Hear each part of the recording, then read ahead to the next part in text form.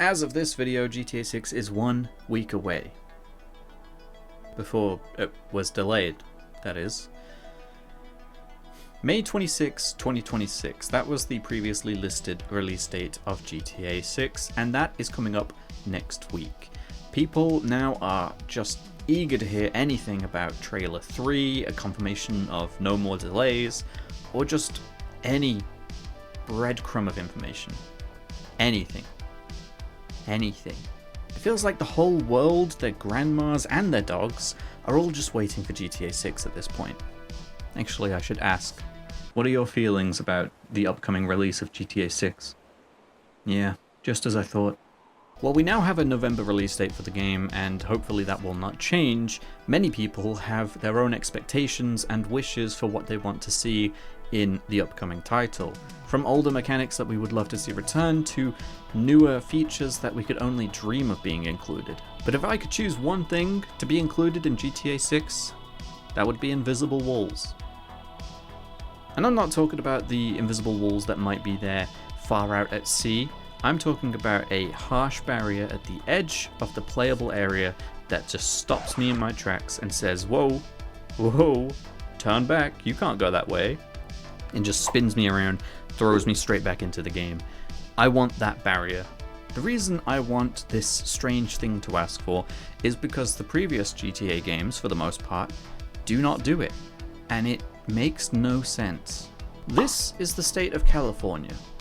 And this is the state of San Andreas. One of these connects to a larger landmass as part of a major continent, and the other is an island. Except, it's not actually an island. So as we know, the GTA 5 map is of course based on the real life state of California and the city of Los Angeles.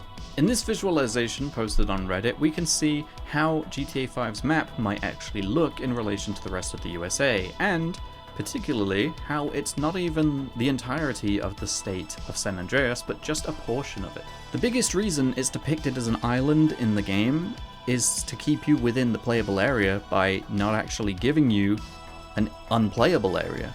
Just an endless ocean that will eventually stop you and turn you around back to the map itself, which is kind of like invisible walls that almost no one will naturally encounter. That's the point, you're not supposed to. It's a smart and, at this point, almost iconic way that Rockstar North has handled its maps for decades, and on top of giving you an easily passable playable area, it also probably cuts back on rendering costs when you haven't got just miles of unusable land that you don't actually need. But I want a wall right in the middle of nowhere. But they don't do it in every game. This is the map of Red Dead Redemption, and this is the map of Red Dead Redemption 2, which expands on the first game's map significantly. These games do have invisible walls, be it mountains or uncrossable bodies of water, or just a straight up boundary. I mean, there's even invisible walls in Red Dead Redemption 1 that stop you from going into what would be the map of Red Dead Redemption 2. Now, it is easy to understand why these boundaries are preferred in the Red Dead series. In GTA, you're given almost every means of travel possible. No mountain is going to stop the planes or the helicopters that you can pilot, and no body of water is going to stop the boats that you can drive.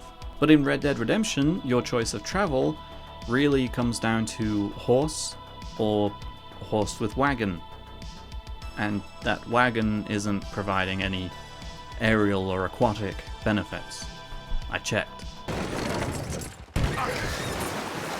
In fact, there's only one moment in Red Dead Redemption 2 where you will actually see the map from such a high up area, and it is very much controlled. If you're playing the game normally, this is all you will get, and then you'll be back on the ground within the map that you're given.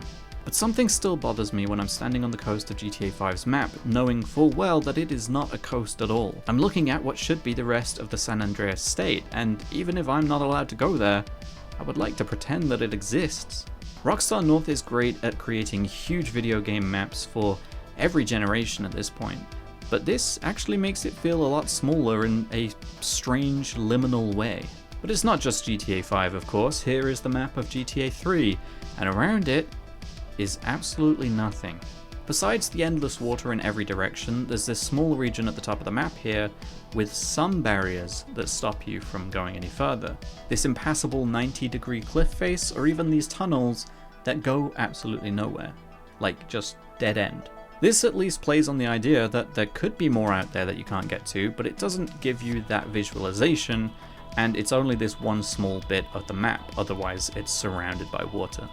Here's GTA San Andreas, once again surrounded by nothing but water. And this map is just a straight up square. There's no fake boundaries at all, it's just a map with edges. Just want to shout out these strange little trees that are on the other side of this very flat mountain on the edge of the map. I don't think you would see them at all, but they are there, so now you know. Even as far back as this game, there was no attempt to make it feel like this map was a part of a larger world. It is just a sandbox for you to play in. And then we have Vice City, which is another example of the same thing. Nothing suggesting more land out there, it's just a set of isolated islands. And I find it really interesting to look at these worlds in this way, because while I can understand why they've done it, it still makes no sense at all, and I love that.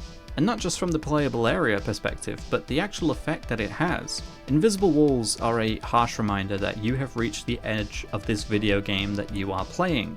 And so many games will try to come up with creative ways to not actually allow you to go to the edge of the map, or to stop you from going too far, because they don't want to break your immersion at the end of it all. A good example would be this Yeti in sledding game. Love him. GTA opts to remove the idea of an area of the game that is not playable by just not including it, and with that, it does actually achieve that lack of harsh reminder that you're in a video game. But instead, it kind of leaves you with a persistent, soft reminder that you're in a video game. This makes me aware that I am indeed playing a video game, but almost in a way that makes the world feel like one big liminal space, the more that you pay attention to its surroundings. But beyond that of the world feeling smaller when we're stuck in these pockets of make-believe, I can't help but think, how do all of these maps fit into the larger fictional version of the USA in the GTA series? Realistically, it should be like this map that was posted on Reddit. You have San Andreas over here, Liberty City up here, and the state of Leonida right down here where Vice City is. But with how the GTA games present their maps, I'd sooner believe that the USA looks more like Norway, where every state is separated by a body of water, and to travel to another state it would be like the effort you have to put in to get to Hawaii. If GTA's fictional USA is supposed to look something like this, then I want to see them attempt that illusion within the games themselves. I have to admit, I do kind of now have a soft spot for this isolated island aesthetic that GTA has stuck with, but with how impressive and detail-oriented the Red Dead Redemption 2 map was, I think GTA 6 might be the perfect time to pull this off. Not only that, but they could manage it in a way that we have never seen before. Rockstar's games are usually ahead of the curve in numerous ways, so who's to say that GTA 6's invisible walls won't be the best invisible walls you've ever not seen in a game? But please, Rockstar, let us sit atop some high place and look out across the landscapes that we're not allowed to traverse. If we try it, just say no, turn us back, but let us believe that there is more world out there, even if it's not for us. Now, we haven't actually seen GTA 6's map yet. People have posted mock-ups and supposed leaks, but the point is, we don't know. We haven't seen it, and we won't know until Rockstar actually shows us. What we do know is that every GTA setting has expanded greatly over the course of the series. Liberty City went from this to this, San Andreas from this to this, and Vice City, which started at this, we can safely assume is going to be much, much bigger this time around. Big enough that we probably won't find ourselves at the edge of the map all that often, but I have to admit, it's probably one of the first places I'll go, just out of curiosity. I know there's more out there, Rockstar, so I just need you to show me what's possible.